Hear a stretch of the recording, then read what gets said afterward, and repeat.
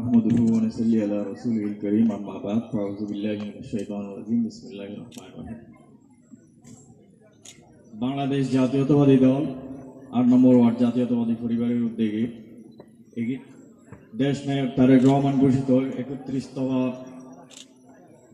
রাষ্ট্র সংস্কারের মত বিনিময় সভায় উপস্থিত প্রধান অতিথি হিসেবে উপস্থিত আছেন বাংলাদেশ জাতীয়তাবাদী দল বিএনপি চট্টগ্রাম দক্ষিণ জেলা বিএনপির সাবেক যুগ্ম সম্পাদক, বাঁশখালী পৌরসভার সাবেক সফল মেয়র, আপনাদের প্রত্যক্ষ ভোটে নির্বাচিত মেয়র জননেতা আলহাজ কামরুল ইসলাম হুসাইনি।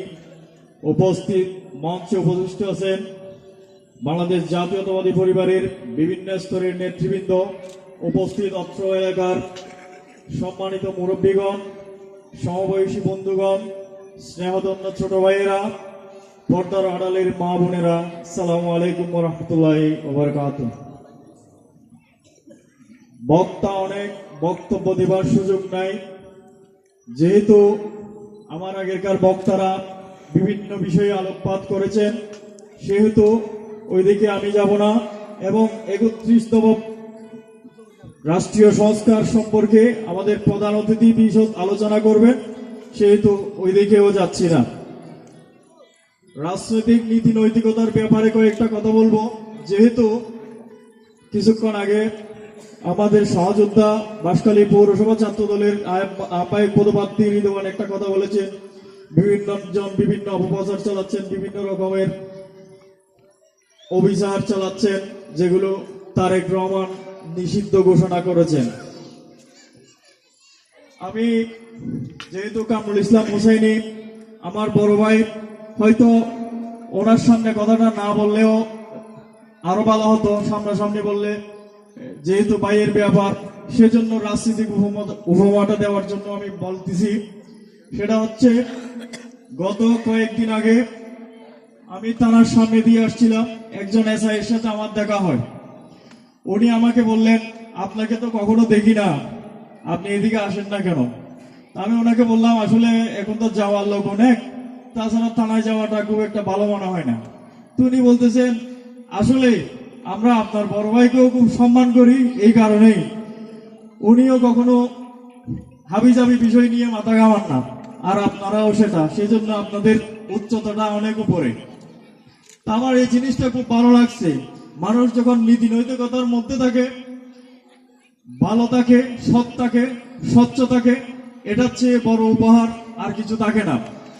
এরপর আর একটা কথা, আমার এক বন্ধু ৫ই আগস্টের আগে, যেহেতু আপনারা সবাই নির্যাতিত, সবাই নিপীড়িত, সবাই জানেন, যারা জাতীয়তাবাদী পরিবারের সাথে সম্পৃক্ত ছিল, সবাইকে অনেক কষ্ট, ত্যাগ, তিতিক্ষা মধ্যে দিয়ে যেতে হয়েছে।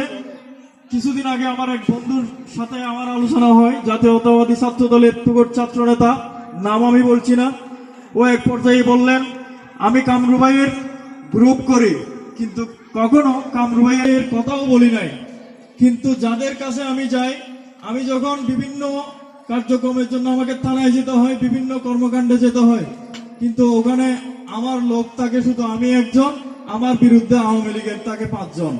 কিন্তু যারা বিচারক থাকে, তারা জানে যে আমি কামরুল ইসলাম হোসাইনের লোক, তখন বিচারটা আমার পক্ষে হয়ে যায়। তবে সেটা অন্যায়ভাবে না, ন্যায়ভাবে আমার পক্ষে আসে, যে এই ছেলেটা কামরুল ইসলাম হুসাইনির হয়ে কাজ করে, কামরুল ইসলাম হুসাইনির সাথে থাকে, সেজন্য এই ছেলেটাও ভালো, ওর কথাটা আমার ভালো লেগেছে।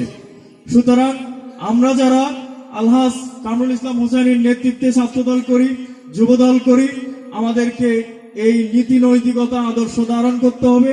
বাংলাদেশ জাতীয়তাবাদী দলের আমাদের নেতা দেশ নায়ক তারেক রহমানের যে বক্তব্য, যে আদর্শ, সেগুলোকে ধারণ করে এগিয়ে যেতে হবে এবং আমাদেরকে এই তৃণমূল পর্যায়ে এগুলো ছড়িয়ে দিতে হবে। আমরা যদি চাঁদাবাজি করি, আমরা যদি অন্যায়ভাবে মানুষকে অত্যাচার করি, তাহলে আমাদের আর আওয়ামী লীগের মধ্যে কোনো পার্থক্য থাকবে না এবং আমাদেরকেও ঠিক এভাবেই বিদায় নিতে হবে।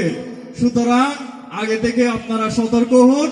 আমি এই কথা বলে আমার কথা আর বাড়াচ্ছি না, সবাইকে সতর্ক এবং স্বচ্ছ নীতি নিয়ে যেন আপনার জানাজায় মানুষ বলে এই লোকটা বিএনপি করলেও খুব ভালো ছিল, এই লোকটার কারণে কোনো কেউ অত্যাচারিত হয়নি, কেউ নিপীড়িত হয়নি। সবাইকে অসংখ্য ধন্যবাদ ও কৃতজ্ঞতা জানিয়ে আমার বক্তব্য এখানে শেষ করছি। খোদা হাফেজ। বাংলাদেশ জিন্দাবাদ।